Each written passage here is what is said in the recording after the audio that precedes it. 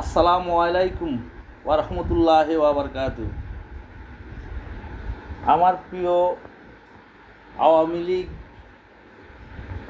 যুবলীগ, স্বেচ্ছাসেবক লীগ ও শ্রমিক লীগ ও ছাত্রলীগের নেতা কর্মীদের প্রতি অনুরোধ রইল, বিশেষ করে আমার প্রিয় ফেনীবাসী, ফেনী জেলা আওয়ামী লীগ, যুবলীগ, শ্রমিক লীগ, স্বেচ্ছাসেবক লীগ, ছাত্রলীগের নেতা কর্মীদের প্রতি অনুরোধ রইল, আগামী 23শে জুন